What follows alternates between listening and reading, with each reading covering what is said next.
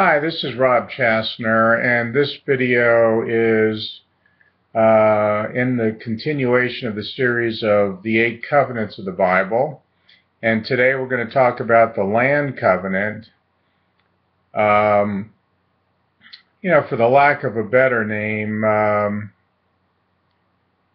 covenant is commonly known as the Palestinian covenant, but it largely concerns the land known for centuries as Palestine. The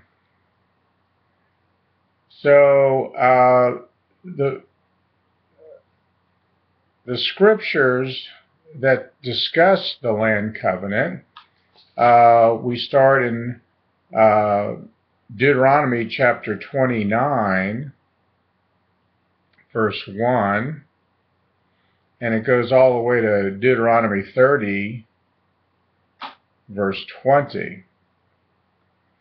And so that's Deuteronomy 29:1 through Deuteronomy 30, verse 20. So if you'd like, you can press the pause button in the lower left-hand corner and read those verses, and then press start to replay again.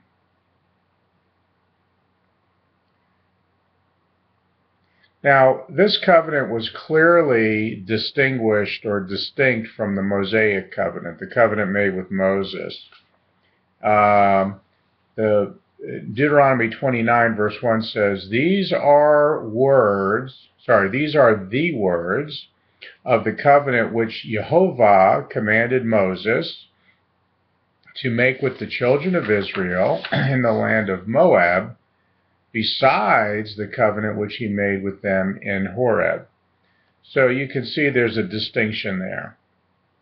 Okay, and again, I'm not going to read all of the verses on this video. Just press pause and read Deuteronomy 29:1 through Deuteronomy 30, verse 20. And then press play once again. So the participants in this covenant would be God and then the nation of Israel, the same two parties that we had in the covenant made with Moses, or it's referred to as the Mosaic covenant. There are 8 provisions of this covenant that are distinct that I want to point out. The first is that Moses spoke prophetically of Israel's coming disobedience to the Mosaic law and her subsequent scattering all over the world. And all remaining provisions speak of the various facets of Israel's final restoration. So, the second provision, Israel will repent as a nation. Third is that the Messiah will return. Number 4 is that Israel will be regathered. We're already seeing that right now, aren't we? Since the law was enacted, the international law was enacted in 1947 and came to fruition in 1948, where Israel became a nation, and people have begun to, since that time, over the last 60 years, regather and go back into Israel. The 5th is that Israel will possess the promised land. And number 6, the 6th provision is that Israel will be regenerated. And number 7, all enemies of Israel will be judged. Now, of course, that's talking about end times. Although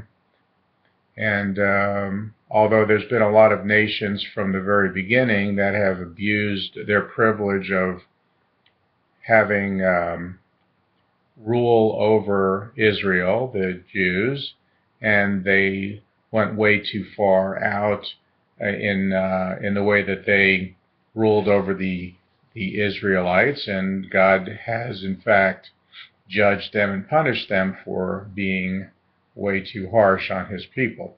And the 8th provision is Israel will receive full blessings, specifically the blessings of the Messianic age. Now, the importance of this covenant, this land covenant, is that it reaffirms the title deed to the land as belonging to Israel.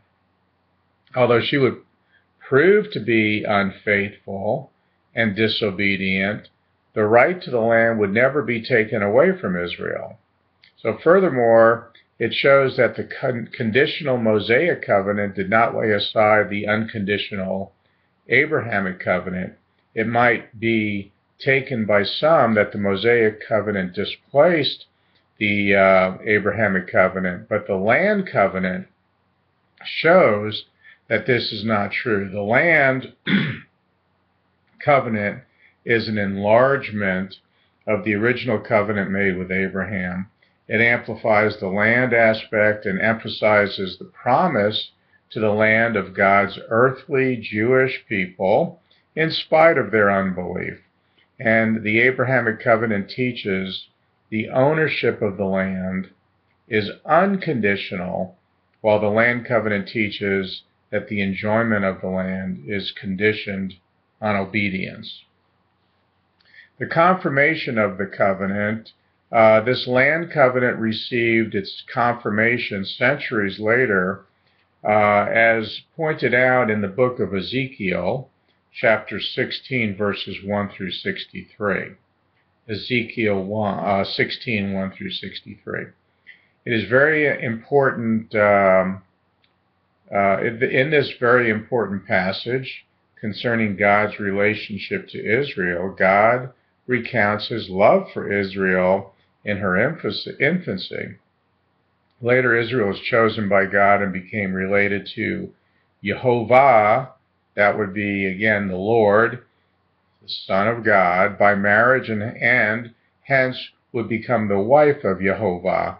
Of course, as we know it during the church age, the entire body of believers is referred to as the bride of Christ, or the bride of Jehovah.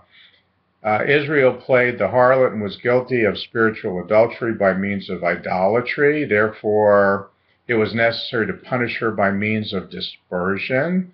So the Jews were sent all around to different nations and began to speak other languages. This dispersion is not final, for there would be a future restoration on the basics of the land covenant.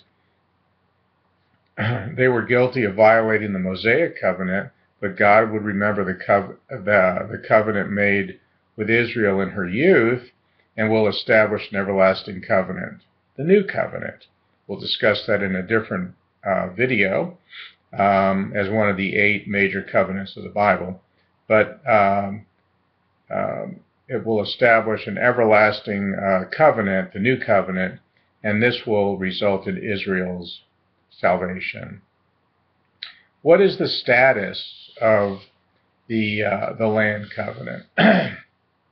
Well, the land covenant is unconditional, and so it is still very much in effect to this day. So that's a quick and concise review of the land covenant. I will add the scriptures that we discussed in the media part below as I edit this video.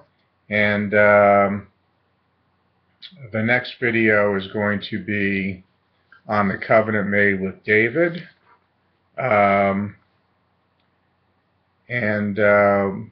We'll go from there. Thank you.